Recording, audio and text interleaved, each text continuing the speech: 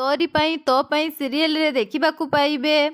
ଚିକି ଯେତେବେଳେ ଏକା ବସି କାନ୍ଦୁଥିବେ, ଏହି ସମୟରେ ଯଶୋଦା ଦେବୀ ଓ ତାଙ୍କ ଚାକରାଣୀ ତାଙ୍କ ପାଖକୁ ଯାଆନ୍ତି।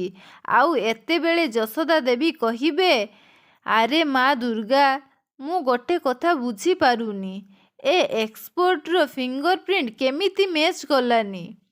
ଆଉ ଏଥିପାଇଁ ତୁ କିଛି କରିନୁ ତ? ଆଉ ଏତେବେଳେ ଚିକି ଡରିଯାଇ ତାଙ୍କ ହାତକୁ ଲୁଚାନ୍ତି ଆଉ କୁହନ୍ତି ଯେ ମମ୍, ମୋ ଉପରେ ବିଶ୍ୱାସ କର, ମୁଁ ସେମିତି କିଛି କରିନି। ଆଉ ଏତେବେଳେ ମଞ୍ଜୁ କହିବେ ଯେ ମୋତେ ଲାଗୁଛି ଏସବୁ ଦୁର୍ଗା ମାଙ୍କ ପ୍ରଭାବ। ଆଉ ଦୁର୍ଗା ମା ବୋଧେ ଆମ ଦୁର୍ଗା ଉପରେ କୃପା କରିଛନ୍ତି, ସେଥିଲାଗି ଏସବୁ କିଛି ଧରା ପଡ଼ିଲାନି। ଆଉ ଏତେବେଳେ ଯଶୋଦା ଦେବୀ ଚିକିକୁ ଡାଉଟ୍ କରନ୍ତି ଆଉ କୁହନ୍ତି ଯେ ଦୁର୍ଗା, ତୁ କାହିଁକି ତୋ ହାତକୁ ଲୁଚଉଛୁ? ଦେଖି ତୋର ହାତରେ କ'ଣ ହୋଇଛି? ଆଉ ଯେତେବେଳେ ତାଙ୍କ ହାତକୁ ସେ ବାଧ୍ୟ କରି ଦେଖନ୍ତି, ଚିକିର ହାତରେ ବହୁତ ଜୋରରେ ଫୁଟୁକା ହୋଇଥିବ।